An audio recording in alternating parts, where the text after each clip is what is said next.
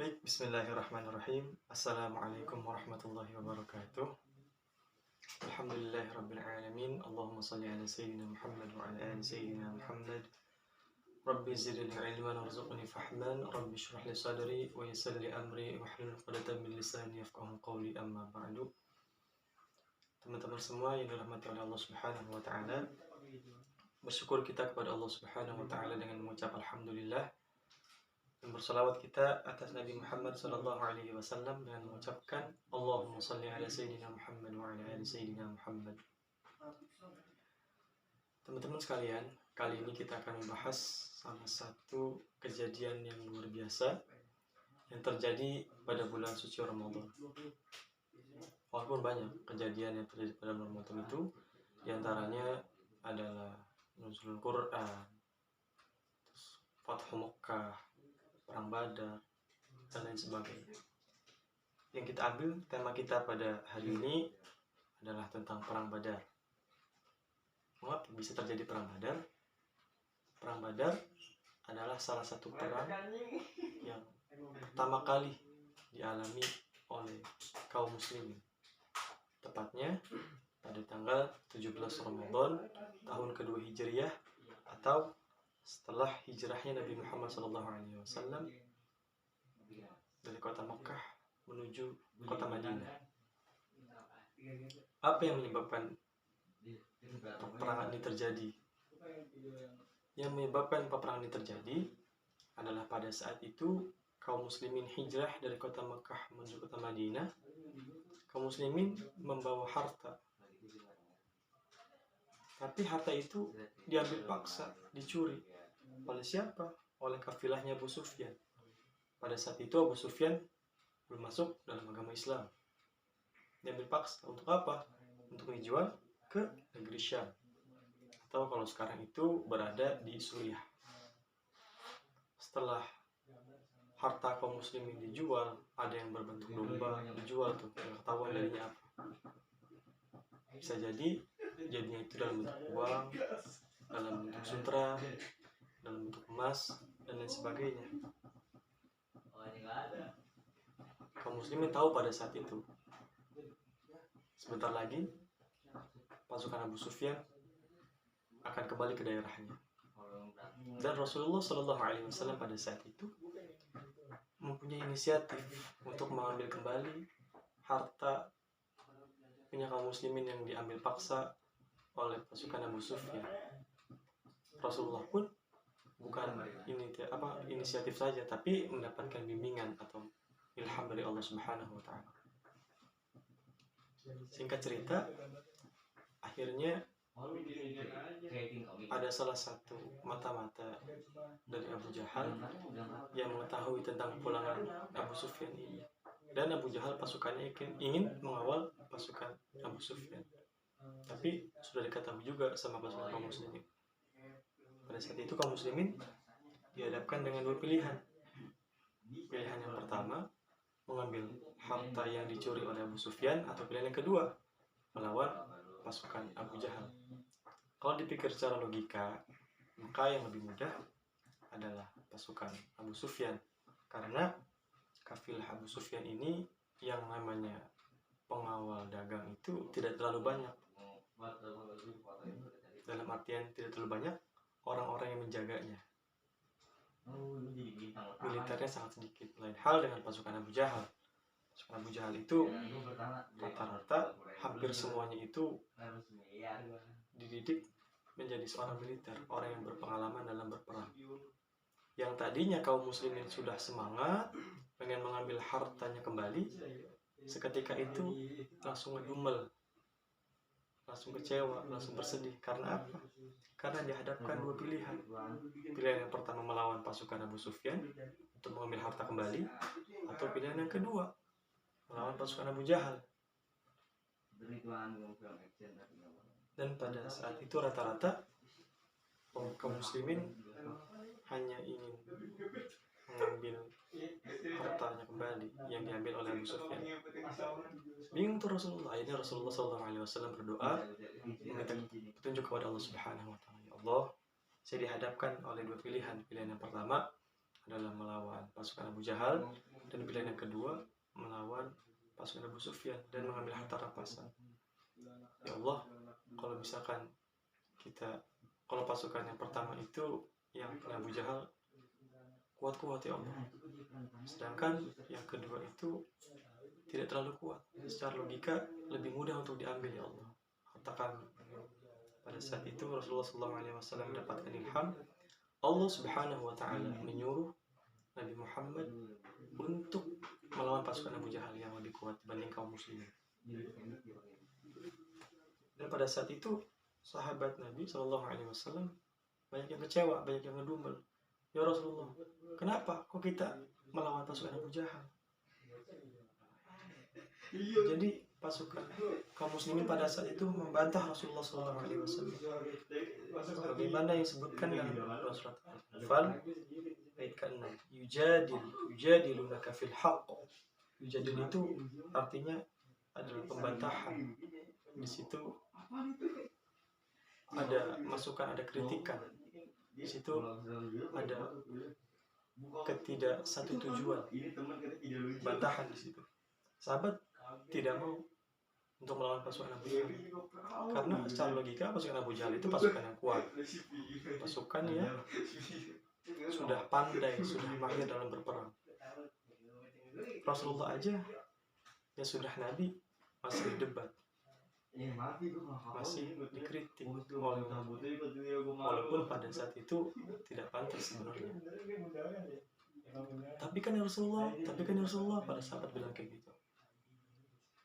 Rasulullah SAW pada saat itu memberikan nasihat kepada sahabat, tidak mempan, memberikan masukan tidak mempan, dan akhirnya Allah sendiri yang mengilhamkan kepada Rasulullah SAW. Dan Rasulullah mengatakan, Allah Subhanahu wa Ta'ala berfirman. Nah, kalau ada kata-kata ini, udah sahabat nggak ada yang berani lagi. Karena apa? Karena Allah yang nyuruh. Kita cerita. Akhirnya sahabat mengikuti perintah Allah Subhanahu wa Ta'ala untuk melawan pasukan Abu Jahal.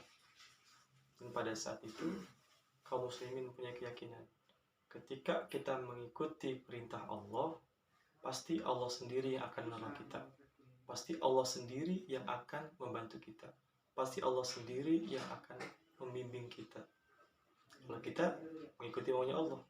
Tapi kalau kita mau mengikuti pikiran kita atau nafsu kita atau matematika kita, maka bisa jadi itu pilihan yang tidak baik menurut Allah, tapi itu baik menurut kita. Kita bingung nih mau milih yang mana. Kita mau ngikutin maunya Allah atau kita mau ngikutin maunya kita sendiri.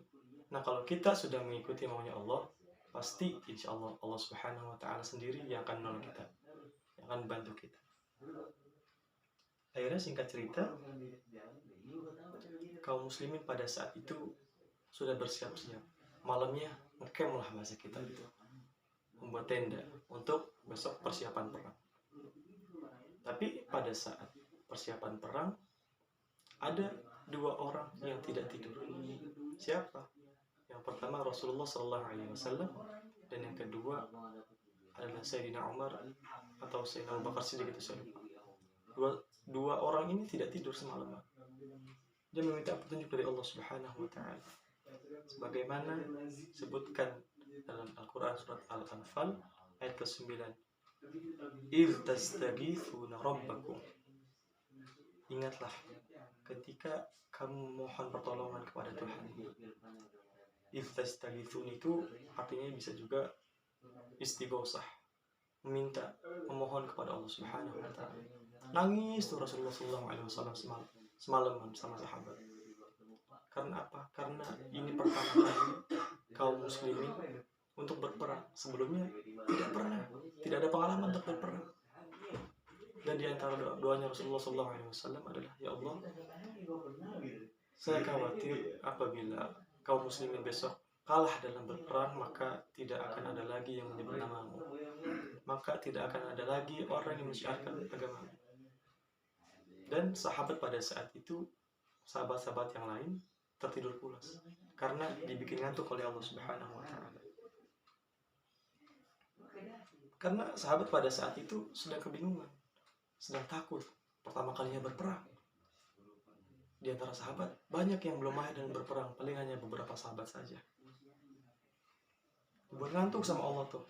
Agar apa? Agar hatinya tenang, sakinah, sebagaimana yang diterangkan oleh Allah Subhanahu wa taala dalam Quran surat Al-Anfal ayat 11.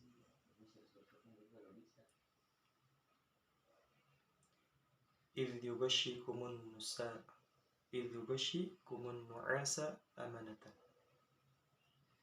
Jadi ingatlah ketika Allah membuat kamu mengantuk untuk memberi ketentraman darinya.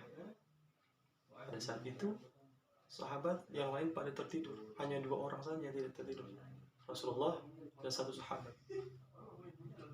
Nah, dalam tidurnya ini para sahabat yang lain diganggu lagi. Sama siapa? Sama jin. Agar apa? Agar mimpi basah. Dan setelah mimpi basah, para sahabat bangun. Dia mengadu kepada Rasulullah, ya Rasulullah, kami mimpi basah. Bagaimana ya Rasulullah? Sedangkan persediaan air untuk mandi saja kurang. Kata sahabat seperti itu. Bukan ya Rasulullah, coba aja kalau kita misalkan melawan pasukan Abu Sufyan, mungkin tidak akan seperti ini. Ramai lagi tuh sahabat. Sahabat tuh ternyata banyak juga yang manusiawi mungkin ya, agak kecewa, agak mengkritik, agak tidak sepaham dengan yang disampaikan oleh Rasulullah SAW. Padahal sesuatu yang disampaikan oleh Rasulullah itu pasti ada kebaikan di dalamnya, pasti ada pertolongan Allah di dalamnya.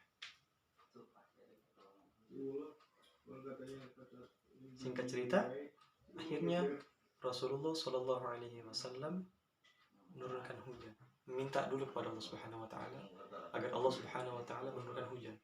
Ya Allah, tolong turunkanlah hujan, karena banyak sahabat sahabat-sahabat atau di antara kami itu yang mandi junub. Tolong ya Allah. Dan seketika itu hujan turun berkat doanya Rasulullah SAW, karena ia meminta kepada Allah Subhanahu Wa Taala. Dan sahabat pada saat itu gembiranya luar biasa, karena dia yakin bahwasanya ketika Rasulullah SAW meminta hujan, ini bisa menjadi pertanda bahwa Allah sudah terlibat di dalamnya. Karena tidak mungkin ketika kita memilih pilihan Allah, Allah tidak menolong kita, tidak mungkin. Karena sahabat pada saat itu sudah mengikuti perintah Allah, yakni melawan pasukan Abu Jahal, Allah sendiri yang akan menolongnya, Allah sendiri yang akan membantunya, Allah sendiri yang akan menjaga. Jadi pada saat itu sahabat sangat kira takbir, Allahu Akbar, Allahu Akbar. Dan sahabat pada saat itu mandi. Setelah mandi, ba'da subuh sudah siap-siap. Siap-siap apa? Siap-siap melawan pasukan dari Abu Jahal. Bertemu dengan pasukan kaum muslimin dan pasukan Abu Jahal. Pertama duel dulu tuh. Sayyidina Ali duel, Sayyidina Hamzah duel. Karena memang pada saat itu gladiatornya Ali Singh. Karena Ali itu orang yang cerdas dalam berperang. Pada saat perang itu ada satu kejadian yang amat sangat unik, satu kejadian yang amat sangat dahsyat dan juga luar biasa. Pada saat itu Allah Subhanahu Wa Taala mengirimkan pasukan malaikat. Pasukan kaum muslimin pada saat itu hanya sedikit, sekitar 313 pasukan melawan pasukan Abu Jahal. Berapa pasukannya? 950, ada yang mengatakan 1000, bahkan ada yang mengatakan 1200 pasukan. Bayangin 313 melawan ribuan pasukan. Kalau misalkan kita pikir secara logika, kita bakalan kalah. Tapi kaum muslimin pada saat itu karena mengikuti perintahnya Allah, pasti Allah sendiri yang menolong kaum muslimin. Dan benar saja Allah pada saat itu mengirimkan ratusan malaikat, bahkan bisa jadi ribuan malaikat untuk menolong kaum muslimin. Jadi pada saat kaum muslimin pengen membunuh, sudah malaikat duluan tuh yang membunuh. Wah, malaikat duluan yang bunuh. Bahkan ada salah satu musuh yang mengatakan bahwa pada saat pasukan dia ini melawan kaum muslimin, dia melihat di langit-langit itu malaikat yang sangat banyak. Jadi malaikat itu bergelombang, 100, 100 seperti merpati yang menyambar ganti-gantian. Jadi setiap kaum muslimin akan membunuh, ya udah mati dulu nih. Membunuh, ya udah mati dulu nih sama siapa? Dibunuh sama malaikat. Jadi pada saat itu pasukan kaum muslimin nggak susah-susah amat sih buat ngelawan. Tapi kan ujiannya ini yang berat. Pertama harus yang tadinya pengen mengambil harta rampasan perang, pengen mengambil harta kaum muslimin, tiba-tiba dialihkan sama Allah harus melawan pasukan Abu Jahal. Debat lagi di situ. Nah itu ujiannya yang berat. Dan pada saat itu musuh ini melihat di antara langit itu banyak malaikat yang memakai jubah putih lalu memakai ikatan udang-udang bahasa kita itu berwarna hijau. Nah dia itu melawan musuhnya itu. Jadi malaikat ini membantu kaum muslimin dan di situ pertolongan Allah Subhanahu wa taala datang untuk memenangkan pasukan kaum muslimin. Walaupun pada saat itu kaum muslimin belum tahu cara berperang yang baik itu seperti apa. Sampai-sampai perang saja Allah Subhanahu wa taala ajarkan dalam Al-Qur'an. Bagaimana dalam Quran surat Al-Anfal ayat 12, fadribu fawqa al-a'naqi wadribu minhum kulla banan. Maka pukullah di atas leher mereka dan pukullah tiap-tiap ujung jari mereka. Jadi pada saat itu karena banyaknya pasukan musuh yang memakai jubah besi, jadi agak susah untuk dibunuh. Gimana? Kalau kita kena pedang, nggak bisa karena itu terbuat dari besi. Tapi Allah sendiri yang mengajarkan, pukullah di atas leher mereka di sini. Jadi kalau misalkan kita berperang menebas leher itu, maka musuh akan cepat mati. Tapi pada saat kaum muslimin pengen menebas leher, sudah keduluan sama malaikat. Jadi kaum muslimin pada saat itu tidak terlalu sulit untuk melawan pasukan. Tapi yang sulitnya ini adalah ujian dari Allah Subhanahu wa taala. Yang pertama itu karena dia pengen mengambil harta, dan yang kedua yang pertama pengen mengambil harta tapi tidak diizinkan oleh Allah Subhanahu wa taala dan harus melawan pasukan Abu Jahal. Dan pada saat itu kaum muslimin menang, alhamdulillah. Atau ada satu hikmah atau pelajaran yang kita ambil dari kisah ini adalah ketika kita mengikuti maunya Allah, maka Allah akan membantu kita, Allah akan menolong kita. Lain hal ketika kita mengikuti matematika kita sendiri, maka kita akan kecewa sama keputusan yang kita buat karena tidak sesuai dengan apa yang Allah inginkan. Udah yakin aja kalau misalkan kita mengikuti keinginan Allah, pasti Allah akan menolong kita, pasti Allah akan membantu kita, pasti Allah akan membimbing kita. Mudah-mudahan kita semua dijauhkan oleh Allah Subhanahu wa taala dari hal yang tidak baik, dan kita semua dimatikan oleh Allah Subhanahu wa taala dalam keadaan husnul khatimah. Amin amin ya rabbal alamin. Ini sedikit yang bisa saya sampaikan, kurang lebih mohon maaf. Wassalamualaikum warahmatullahi wabarakatuh. Wallahu a'lam bishawab.